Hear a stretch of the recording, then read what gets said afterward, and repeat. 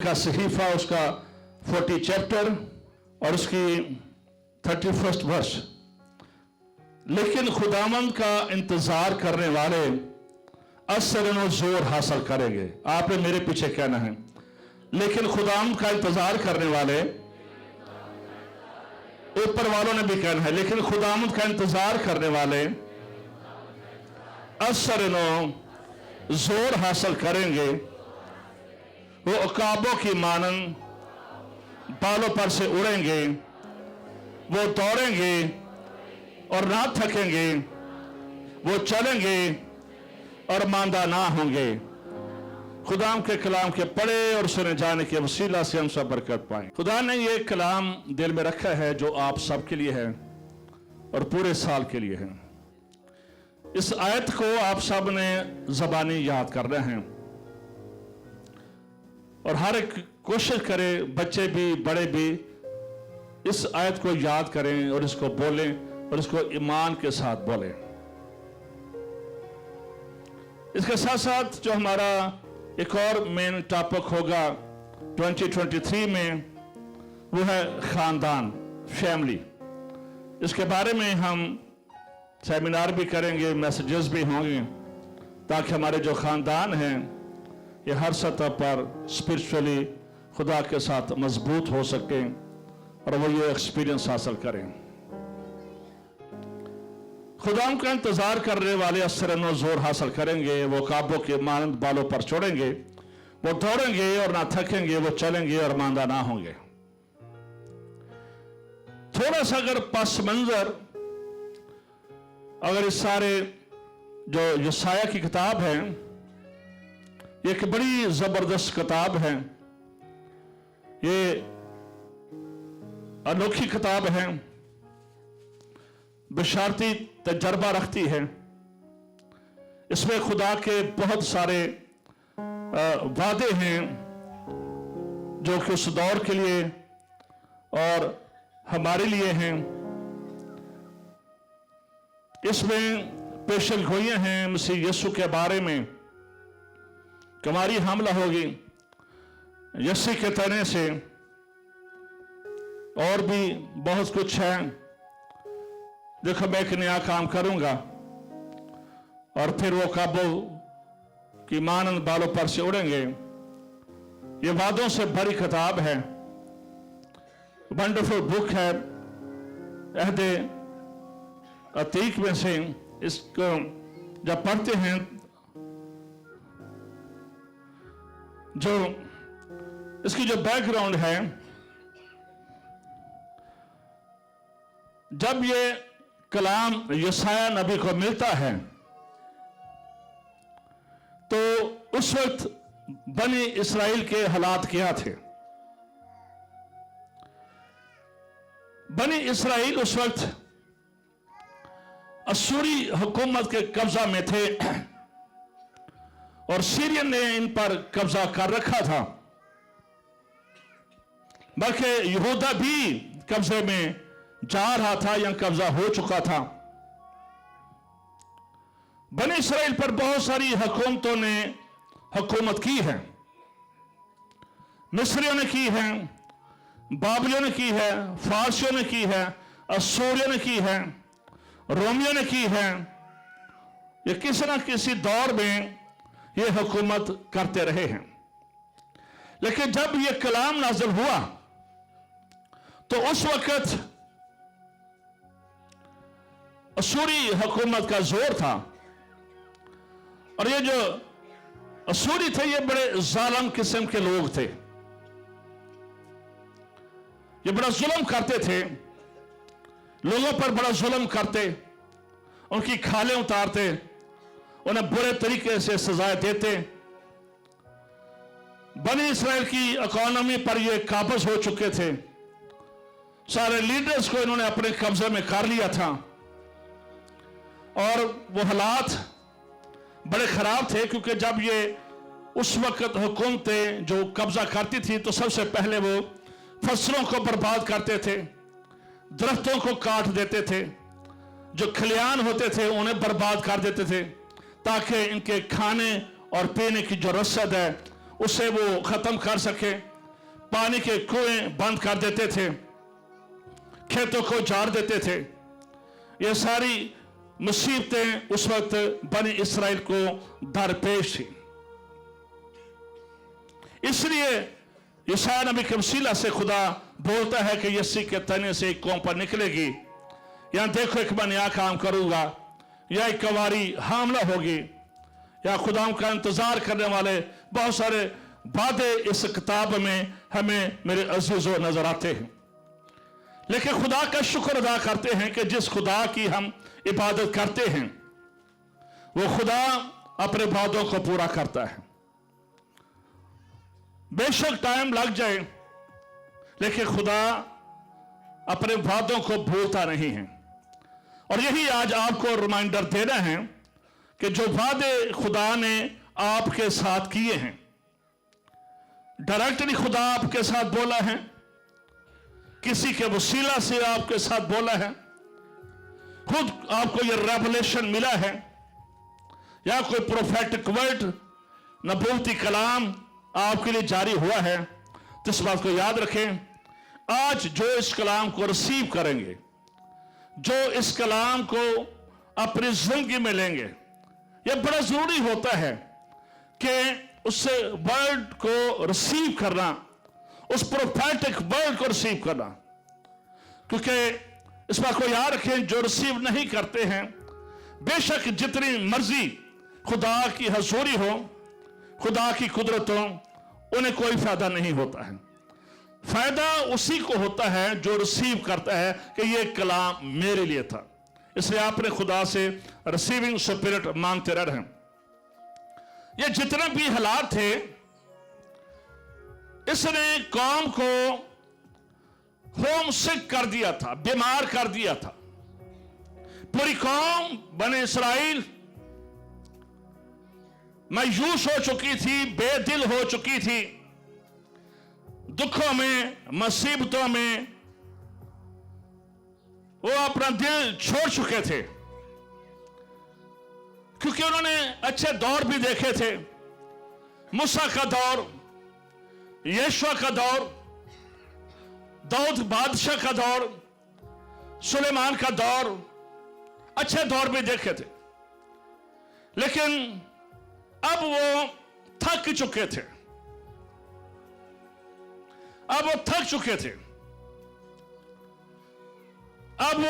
अब कह रहे कि थकावट का जिस्मानी तौर पर और मेंटली वो टायर्ड हो गए थे। हमारी जो सोच होती है, जब हम 2-4 मिनट उस पर सोचते हैं, तो मेरे अजीजों इस बात को याद रखें कि वो हमें थका देती है। पूरी कौम का यही हाल था कि ये बुनियादी तौर पर थक चुके थे। इनकी जिंदगी में आजमाइशें आई, इनकी जिंदगी में इम्तिहानात आए, और ये उन गुनाहों में गिर गए, ये उस नाफरमानी में चले गए, और जिसकी वजह से ये असीरी में चले गए। मानी टाइम बज़ औक़ात जब हमारी जिंदगी में दुख और मुसीबतें आती हैं, तो उसके पीछे हमारी नाफरमानी, और जब हम खुदा के कलाम से, खुदा से डिस्कनेक्ट हो जाते हैं, तो ये मायूसियां, ये थकावटें, ये परेशानियां हमारी जिंदगी में रहती हैं। हमारी जिंदगी में भी बाज़ औक़ात ऐसे ही होता है। हम भी थक जाते हैं, हम भी टायर्ड हो जाते हैं। दुआएं करते करते, रोजे रखते रखते रिश्तों में प्रॉब्लम आ जाती है, बहन भाइयों में प्रॉब्लम आ जाती है, मियां बीवी के रिश्ते में प्रॉब्लम आ जाती है, और साथी चले जाते हैं, खुदा के पास चले जाते हैं, फौत हो जाते हैं, टेंशनें पैदा हो जाती हैं, परेशानियां पैदा हो जाती हैं, और फिर बंदा थक जाता है, जिंदगी गुजारना मुश्किल हो जाता है और यही दिल करता है कि बंदा छोड़ दे सब कुछ। 5 मिनट का सोचना आपको बहुत दूर ले जाता है और आप डिसहार्ट हो जाते हैं और परेशान हो जाते हैं। रिश्तों की वजह से, कर्जों की वजह से, मुश्किलात की वजह से, जब खानदान के हालात बेहतर नहीं होते हैं, खानदान के अंदर प्रॉब्लम होती है, मियां बीवी के अंदर प्रॉब्लम होती है, बच्चों के अंदर प्रॉब्लम होती है, उनका रवैया, उनका एटीट्यूड देख देख कर भी थक जाते हैं, कमजोर पड़ जाते हैं। हालात अच्छे नहीं महसूस होते हैं। गुर्बत हमें खुदकशी पर मजबूर कर देती है। जरूरतें पूरी ना होना, किराए पूरे ना होना, बच्चों की फीसें पूरे ना होना, बच्चों की ख्वाहिशात को पूरा ना करना, ये बहुत सारे चैलेंज होते हैं। बंदा दुआ करना छोड़ देता है, खुदा के घर में आना छोड़ देता है, डिप्रेशन में चला जाता है, मायूस हो जाता है और फिर ऊपर से पाकिस्तान के हालात, सियासी हफरा तफरी, अखबार को पढ़ने से कत्ल गारत हादसात, आए दिन आप कोई मंसूबा करते हैं, रातों रात पता नहीं चलता है कि आपको बिजली के बिल की सूरत में कितने हजार रुपए आप पर डाल दिए जाते हैं। हमारी हुकूमतें, हमारे अदारे, हमारे सियासी शख्सियात ये कोई भी बिल अदा नहीं करते हैं। इनके नौकर भी फ्री होते हैं, इनके गैस, बिजली, पानी के बिल भी फ्री होते हैं। इसलिए रातों रात बैठे बैठे मजलूम अवाम पर ये जुल्म ढा देते हैं। जितना मर्जी अरबों गैस की सूरत में, बिजली की सूरत में और पेट्रोल की सूरत में ये हम पर डाल देते हैं। हमारी जेब इस काबिल नहीं होती है कि इन चीजों को बर्दाश्त कर सके, या अपने जो बिल्कुल मजदूर आदमी हैं जिसने करके खानी है, ये हालात ऐसे हो जाते हैं कि दिल करता है यहां तो बंदा छोड़ जाए या मुल्क छोड़ जाए। और इस साल में बाकी बहुत सारे खानदान जिन्होंने पाकिस्तान को छोड़ा, सिर्फ मेरे ख्याल 7.5 लाख पढ़े लिखे लोग गए हैं, एजुकेटेड लोग 7.5 लाख जिन्होंने इस साल पाकिस्तान छोड़ दिया है। और वैसे जो खानदानों ने छोड़ा है ये तादाद ज्यादा बनती है और उनके छोड़ने की वजह यही है कि उन्हें फ्यूचर नजर नहीं आ रहा है।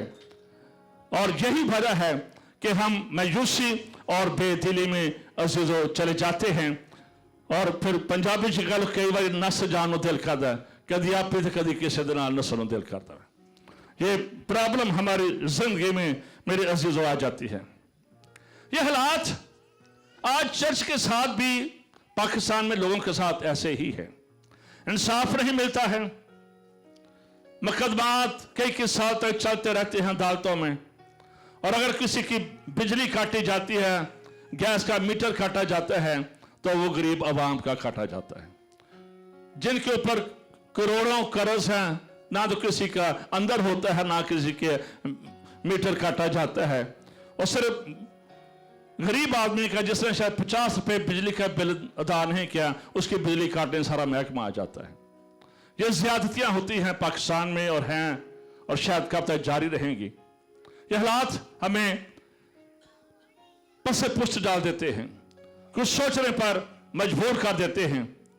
और इन हालात में ये खुदा का कलाम है कि खुदा का इंतजार करने वाले असर नुज़ूर हासिल करेंगे। जो खुदा का इंतजार करते हैं, जो खुदा के साथ कनेक्टेड है, यह वादा उनके लिए है। जो खुदा के साथ कनेक्टेड नहीं है, जिन्होंने अपनी जिंदगियां खुदा को नहीं दी हैं, जिन्होंने अपना जिंदगी में दर्जा खुदा को नहीं दिया है, इस बात को याद रखो कि ये मैसेज उनके लिए नहीं है। ये मैसेज उनके लिए नहीं है, ये मैसेज उसके लिए है जो खुदा के कलाम को रिसीव करते हैं।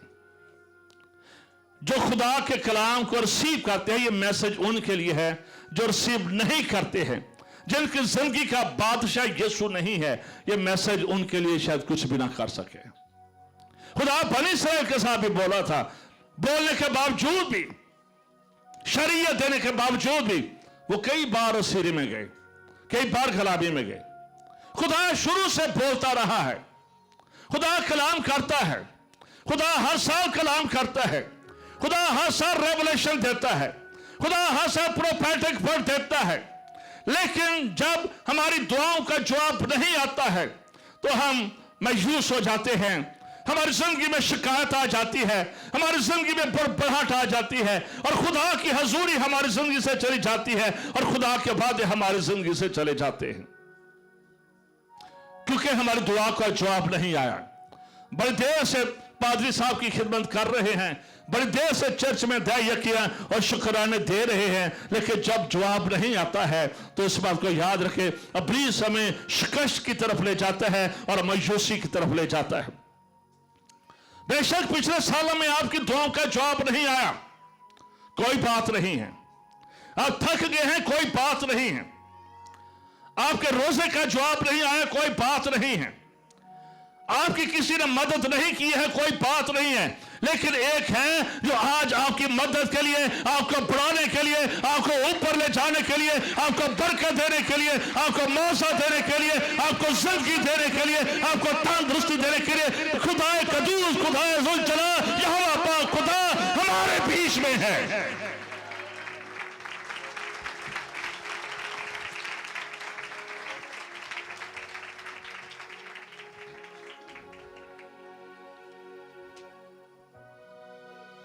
लिखा है खुदा के कलाम में,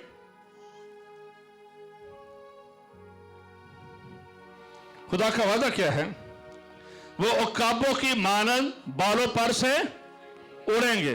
क्या वादा है जी? सब बोले, ऊपर वाले भी। वो उकाबों की मानंद,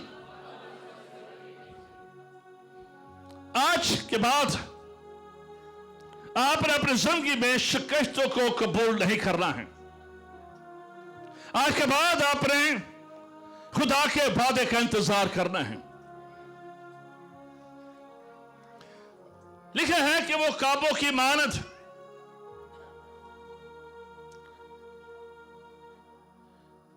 काबों की मानद, काब सबसे ज्यादा बुलंदी पर उड़ता है। तो कहने का मतलब यह है कि मुश्किलात, बीमारियां और परेशानियां आपके कदमों में होंगी।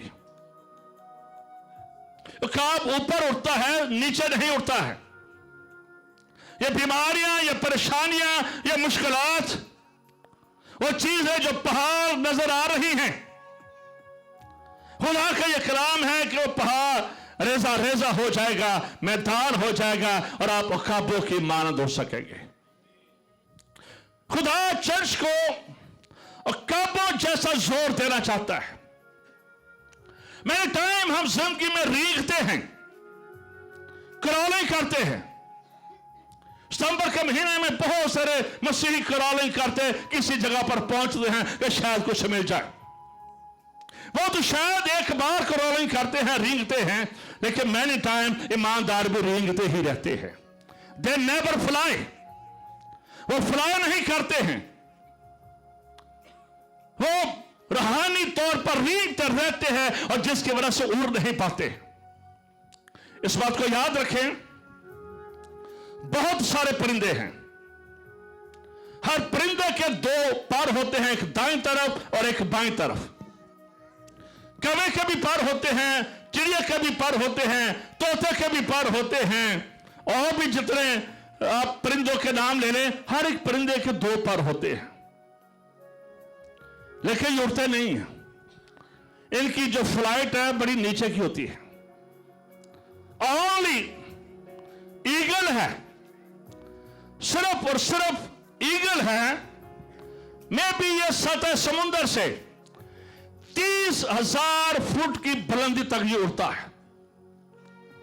और यहां जहाज उड़ते हैं बादलों से ऊपर, फिजाओं से ऊपर, ये तूफानों से ऊपर, वहां पर जाकर उकाब उड़ता है। ये बाजू का जब जहाज उड़ता है तो बादल बीच में आते हैं तो जहाज पूरा शेक करता है और ऐसे लगता है कि जैसे जहाज कहना वजन लगा है। घबरा जाते हैं, वो कहते हैं अपनी बेल्ट बांध लीजिए। बाकी ही कई बार बड़ा झटका लगता है, लेकिन जब वो इन बादलों को क्रॉस करके ऊपर चला जाता है या जब वो नीचे आता है तो फिर वो उसको झटके नहीं लगते हैं। जब ऊपर चला जाता है, उकाब जब ऊपर चला जाता है तो ना कोई तूफान उसको कुछ कह सकता है, ना कुछ महंगाई उसको कुछ कह सकती है, ना कोई लानत उसको कुछ कह सकती है, क्योंकि वो मुश्किलात अकाब का पीछा नहीं कर सकती है। एक वो मुश्किलात, वो मुसीबतें अकाब का पीछा नहीं कर सकती है। इसलिए खुदा कहता है कि डियर चर्च, मैं तुम्हें अकाब जैसा जोर देना चाहता हूं ताकि ये मुश्किलात तुम्हारे पांव के नीचे रह जाए, ये मुश्किलात जमीन पर रह जाए। इसलिए खुदा कहता है वो अकाब जैसा जोर हासिल करेंगे।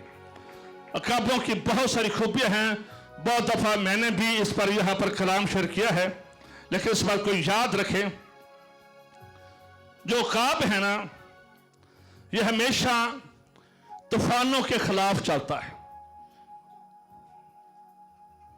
बाज़ औक़ात हम हवा का रुख देखकर चलते हैं, लेकिन अकाब जो है, अगर हवा इधर से आ रही है तो अकाब ने इधर को जाना है।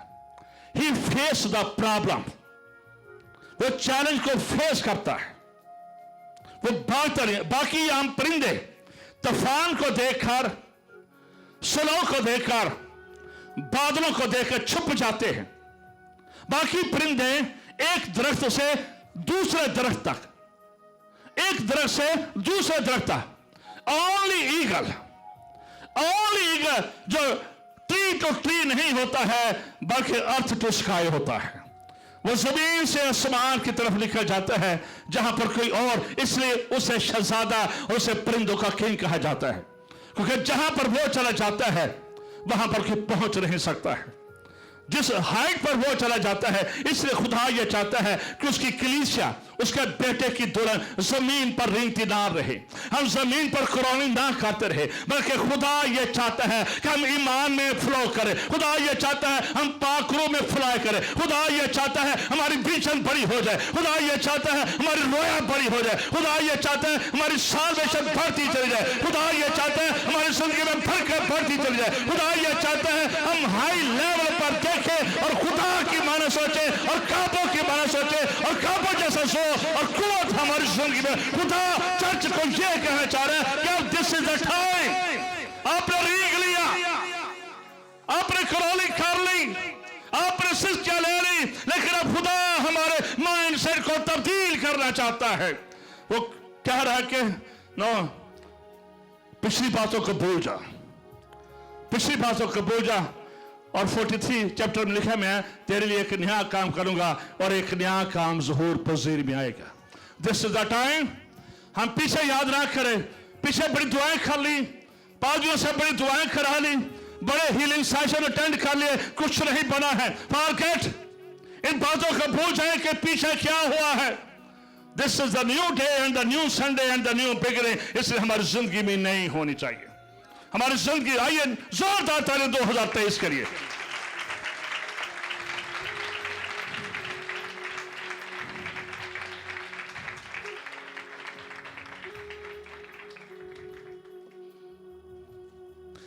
अकाब जब ऊंची उड़ान उड़ता है तो रास्ते में जितने भी तूफान, हवाएं, जो चीजें आती हैं, ये उनको पीछे छोड़ता चला जाता है, ये ऊपर निकल जाता है। ये जिंदगी में रुकावटें हैं, मुश्किलात हैं, इन मुश्किलात पर हमने चलना है। ये मुश्किलात, ये रास्ते के पत्थर हमारे बीच में रुकावट ना हो। ये बेतकादी, खुदा पर भरोसा कम, ये सबसे बड़े गुनाह है चर्च के अंदर। हमारा भरोसा खुदा पर इत्तेकाद नहीं होता, हम ईमान नहीं लाते हैं कि खुदा हमारे लिए करेगा। और बनी इसराइल की यह हालत इसी वजह से थी। बेशक खुदा के कौम थी, खुदा के लोग थे, लेकिन इनका ईमान खुदा पर से शायद उस लेवल का नहीं था, जिसकी वजह से वो दुखों में और मुसीबतों में। इसलिए मेरे अजीजों, उकाब इसलिए काब जब ये उड़ता है ना, जब जहाज भी उड़ता है, आजकल तो डबल डैकर जहाज आ गए हैं, 1000 बंदा उसमें बैठ जाता है, 1000 बंदा कोई कम नहीं होता है। जब आप उस जहाज में बैठते हैं तो आप हैरान रह जाते हैं, इतने इन्ना बखरी वेडिंग हॉल बनाया है कोई, इतने इतने चौड़े, इतने तरह अपना इतने लोग होते हैं, आप हैरान होते हैं कि ये जहाज कैसे उड़ता है। वाकई सवाल है, जहाज कैसे उड़ता है? ये शायद मुझे भी डिटेल से इसका नाम पता हो, लेकिन उसके भी अगर आप शैडो में देखें तो पार होते हैं, पार होते हैं। जब जहाज चलता है तो उनके अंदर ये प्रेशर डेवलप हो जाता है, सिंपल, उनके अंदर ये प्रेशर डेवलप हो जाता है और फिर जहाज ऐसा ऐसा बाग तक पूरा उड़ना शुरू कर देता है। और काफी जब उड़ता है, इस बात को याद रखें कि उसके भी 2 पर होते हैं। उन परों को हिलाता है जोर से उड़ने के लिए। वो ग्रेविटी जो पढ़े हैं, लॉ ऑफ ग्रेविटी किस किस ने पढ़ा हुआ है? जो कानून है कशिश शकल, लॉ ऑफ ग्रेविटी, यानी कि ये जो जमीन है, ये जमीन अपनी तरफ खींचती है और हमें उड़ने नहीं देती है। जमीन के अंदर ये कशिश है, जमीन के अंदर ये अट्रैक्शन है, जमीन के अंदर खुदा ने ये ग्रेविटी रखी है। इसलिए जब हम देख रहे हैं कि जब लोग चांद पर गए तो वो सारे लगता था जैसे उड़ रहे हैं। जब अगर उनके पालों के बीच में देखें तो वो उड़ते हैं जहाज के अंदर भी, क्योंकि वहां पर इंसान का वजन नहीं होता है, यहां पर वजन है और हम जमीन के साथ बंधे होते हैं, हम जमीन के साथ बंधे होते हैं। और ये ग्रेविटी जो जमीन की है, ये हमें ऊपर नहीं जाने देती है, ये हमें ऊपर नहीं जाने देती है। हम चीजों के साथ, जिस्मानी सोचों के साथ, उन तमाम जो चीजें बेअतकादी की हैं, वो चीजें जो खत्म हो जानी हैं, वो चीजें जो तबाह हो जानी हैं, वो चीजें जो शायद 1 मिनट का हमें मजा देती है, लेकिन बाद में गुनाह की अथाह गहराइयों में ले जाती है। हमारी अट्रैक्शन उन चीजों के साथ होती है और हम उड़ नहीं पाते हैं, हम फ्लाई नहीं कर पाते हैं, हम आगे नहीं जा सकते हैं, क्योंकि वो ये कनेक्टेड विद द अर्थ, हम उस जमीन के साथ कनेक्टेड रहते हैं, हम दुनिया की दौड़ में कनेक्टेड रहते हैं, और इसलिए हमारा आसमान के साथ कनेक्शन कायम नहीं हो पाता है। इसलिए वो नेवर फ्लाई, इसलिए वो नेवर फ्लाई, इसलिए वो काब जो है ये जोर जोर से पर मारता है और उड़ना शुरू कर देता है। जब ये उड़ता है तो फिर ये किसी को सामने नहीं आने देता है। जब ये उड़ता है तो ये बादलों से, दुखों से, मुसीबतों से आगे निकल जाता है और दुख और मुसीबत नीचे रह जाती है और कोई मुसीबत, कोई मुश्किल उस तक पहुंच नहीं सकती है। इसलिए खुदा कह रहा है कि this is the time of fly. आइए, वो टाइम है कि चर्च फ्लाई करे, ईमान में फ्लाई करे, खुदा के रूह में फ्लाई करे। ये 2 विंग अपनी जिंदगी में इस्तेमाल कर ले, खुदा पर अपना ईमान बढ़ा ले, खुदा के साथ अपना कनेक्शन बढ़ा ले, ईमान की जुबान बोलना शुरू कर दे, रूह खुदा से ममूर होते चले जाए, रूह से ममूर होते चले जाए, ईमान से ममूर होते चले जाए। आप बुलंदियों तक पहुंच जाएंगे, आप खुदा की नजदीकी का तजर्बा करेंगे, आप खुदा की हुजूरी का तजर्बा करेंगे, आपका कनेक्शन खुदा के साथ बढ़ जाएगा, आपकी रूहानियत बढ़ जाएगी, आपकी अनॉइंटिंग बढ़ जाएगी, आपकी ब्लेसिंग बढ़ जाएगी और आपको काबू जैसे जोर खुदा बख्श देगा जब आप ये दोनों पर अपने लिए इस्तेमाल करना शुरू कर देंगे। यही 2 विंग है, फेथ एंड होली स्पिरिट। बहुत सारी चीजें कह सकते हैं, लेकिन अगर ईमान नहीं है तो कुछ भी नहीं है, और खुदा का रूह नहीं है तो फिर भी कुछ नहीं है। ये बुनियाद है आपके उड़ने के लिए, और अगर चर्च ने इसको यूज ना किया तो इस बात को याद रखें,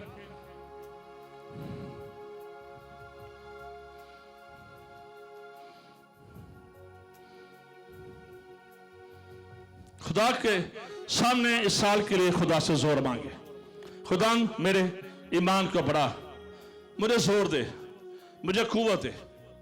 मैं खुदा अब रेंगना नहीं चाहता। उकाब बुलंदी पर उठता है। सीधा मिरेकल इन योर फेथ, मौजूद की आंखों से देखे। जब कहते हैं कि प्रोफेटिक वर्ड, नबूवती कलाम या ईमान का लफ्ज, कि ईमान से बोले, चीजें वही बोली जाती हैं जो नहीं है, उसको ही प्रोफेटिक वर्ड कहा जाता है, जो है नहीं है। शायद ये कलाम जब हुआ, कब ये वापस आए, कितना टाइम बीच में लगा। यशी के तने से कौम पर निकलेगी। यशाया की किताब 750 साल 800 साल पहले लिखी गई। यीशु मसीह 800 साल बाद पैदा होता है। उस नबूवत को पूरा होते हुए 800 साल लगे। खुदा का कलाम पूरा होता है, खुदा का कलाम पूरा होता है। इससे जब आप कहते हैं अपने लिए बोले, अपने लिए बोले, इस बात को याद रखें, जब आप बोल रहे होते हैं तो this is the temple of God. ये पादरी कमर का घर नहीं है, ये शरों का घर नहीं है, ये लिविंग ब्रांच का घर नहीं है, ये लश्करों के खुदा का घर है, ये लश्करों के खुदा का घर है।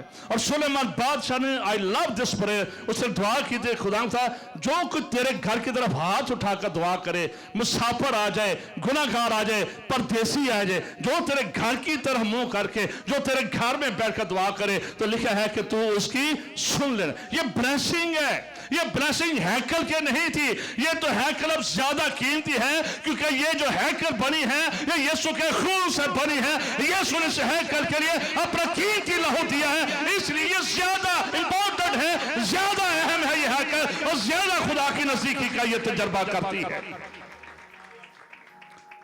खुदा के कलाम को एक्सरसाइज करें, उसका ले खुदा दिस इज योर वर्ड, तूने ये कहा था कि मैं तुझे ख्वाब बनाऊंगा, मैं तुझे असर जोर दूंगा। आई वांट टू फ्लाई, मैं उड़ना चाहती हूं, मैं उड़ना चाहता हूं, मैं रूह में उड़ना चाहता हूं, मैं ईमान में उड़ना चाहता हूं। Help me my Lord, help me my God, आए खुदा मेरी मदद कर, आए खुदा मेरी मदद कर। नए साल के लिए खुदा आपको जोर देता है, नए साल के लिए खुदा आपको कुव्वत देता है, नए साल के लिए खुदा आपको मसा देता है। खुदा की कुदरत आपकी जिंदगी में यह करेगी, खुदा की हजूरी आपकी जिंदगी में यह करेगी।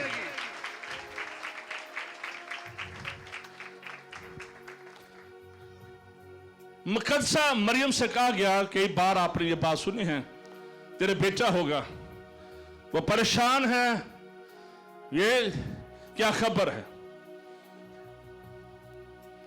ना उसकी शादी हुई है, ना उसने शोहर को जाना है, मंगनी हुई है, और उसे बेटे की खबर दी गई है। फरिश्ते ने, जबराइल ने उसे कहा, डोंट बी अफ्रेड, तो परेशान ना हो, इसमें इंसानों का दखल नहीं है, ओनली द होली स्पिरिट, सिर्फ बाय द होली स्पिरिट, खुदा की रूह।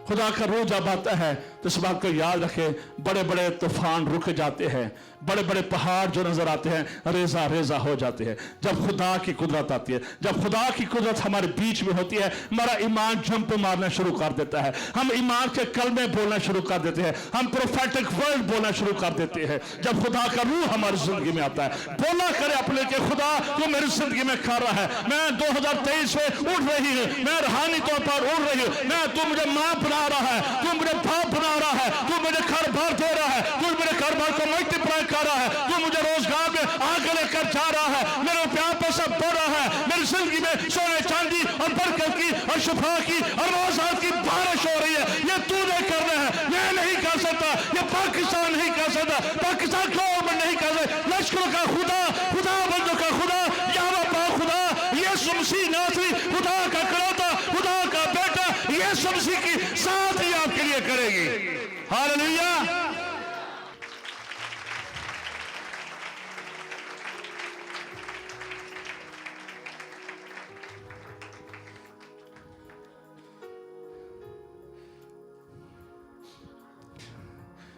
वो दौड़ेंगे और थकेंगे नहीं।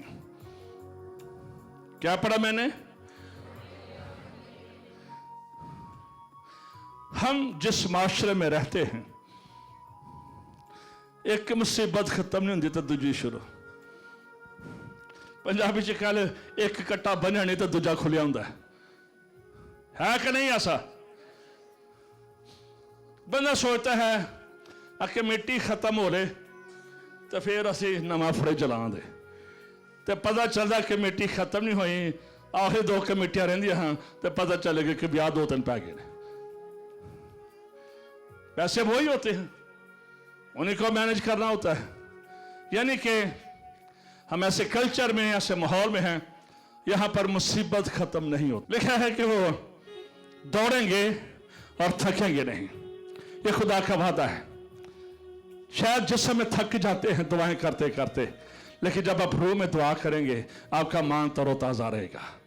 ये जो 4x4 लिखा है नजर ऊपर नजर आ रहा है जी, हमारा ये 4x4 हमने बाहर भी लगाया है।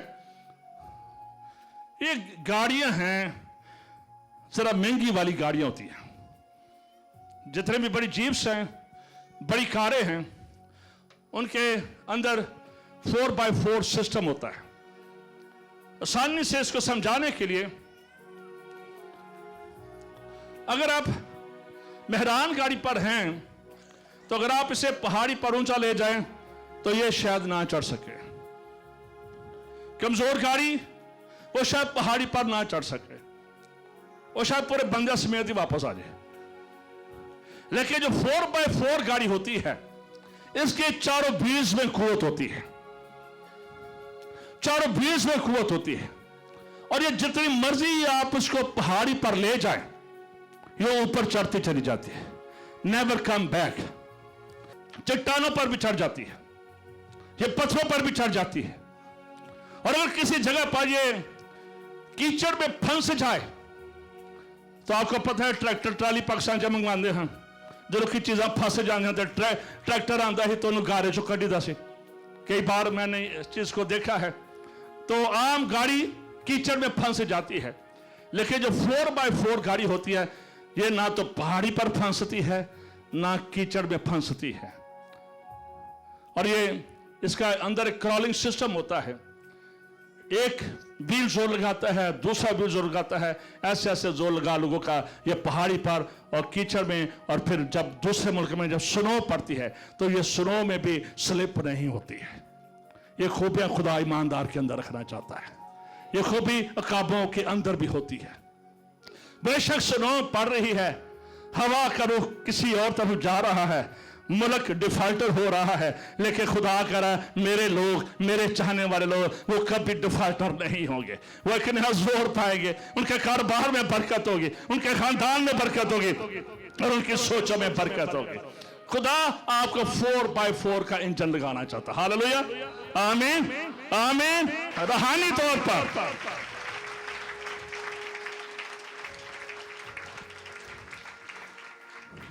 खुदा नहीं चाहता कि हम 74 टोटा में बैठ कर तो दूजे लोगों को धक्के लवाते रहिए।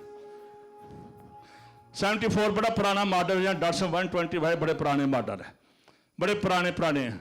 लेकिन खुदा यह चाहता है कि हम लेटेस्ट टेक्नोलॉजी इस्तेमाल करें और काबो जैसा जोर पाए। खुदा की यह ख्वाहिश है, यह खुदा की डिजायर है। लिखा कि वो दौड़ेंगे और थकेंगे नहीं, और ना वो पीछे रह जाएंगे, और वो चलेंगे और मांदा ना होंगे। दुनिया में चलते चलते रह जाते हैं। चलना उड़ना आसान है, दौड़ना भी आसान हो जाता है, लेकिन चलते रहना बड़ा मुश्किल है। मुसलसल चलते रहना, मुसलसल खुदा के घर में आते रहना, मुसलसल बंदगी करते रहना, मुसलसल खुदा को देते रहना, मुसलसल रोजे रखते रहना, मुसलसल दुआएं करते रहना, मुसलसल खुदा की तारीफ करते रहना, यह बड़ा मुश्किल होता है, बड़ा मुश्किल होता है। लेकिन जब हम उकाबों की मानत होंगे, जब खुदा की कुदरत हमारी जिंदगी में होगी, तो इस बात को याद रखें कि उनको वो दौड़ना चलना आसान हो जाएगा। यह खुदा का वादा है। और यह वादा किसके लिए है? उनके लिए। लेकिन खुदाओं का इंतजार करने वाले आसरनो क्या करेंगे? जोर हासिल करेंगे। Renew the strength. वो लोग जो खुदा के साथ चलते रहे हैं पिछले सालों में, एलिशबा और जकरिया खुदा के साथ चलते रहे, खिदमत कर रहे हैं। दोनों का तल्लक कहाना से, घराने से है।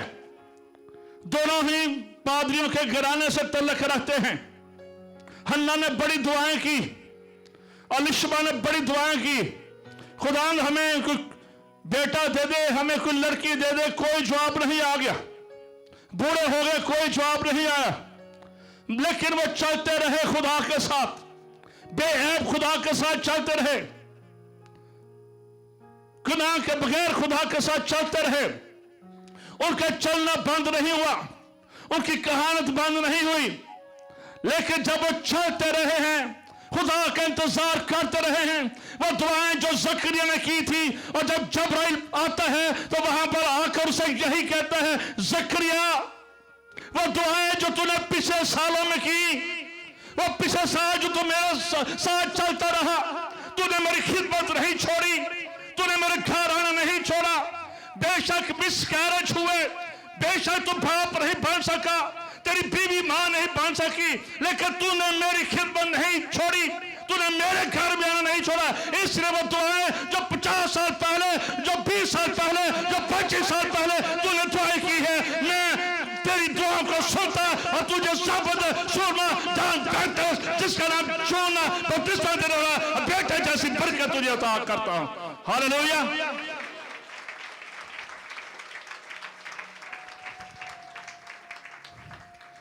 The John Baptist only the one person जिसके बारे में यीशु ने कहा जो औरतों में पैदा हुए हैं उनमें सबसे बड़ा एलीशा नहीं, मूसा नहीं, ना ही अब्राहम।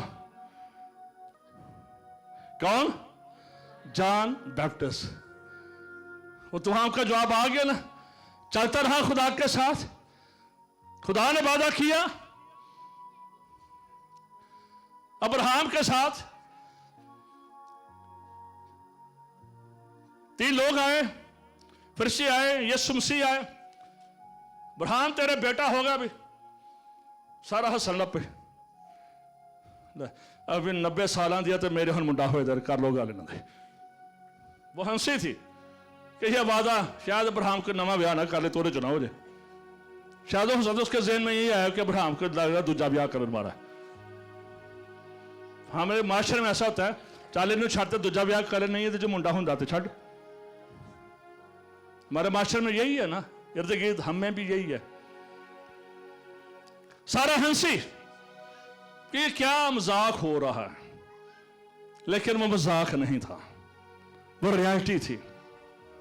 अब्राहम से खुदा ने वादा किया था, उस वादे को भी 24-25 साल हो गए।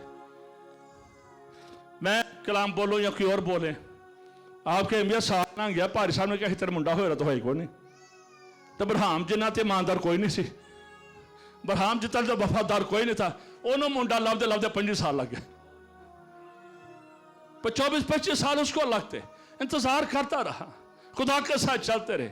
अब्राहम की यही खूबी थी, वो खुदा के साथ चलता रहा, वो खुदा के साथ चलता रहा। जहां पर भी गया उसने मजबा बनाया, जहां पर भी गया उसने खुदा को ऑनर किया, खुदा के साथ चलता रहा।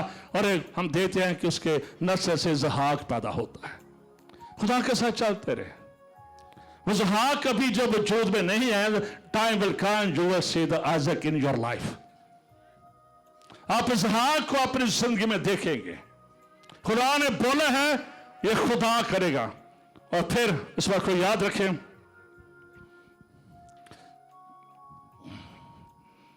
मैं दोबारा ये आयत पढ़ूंगा।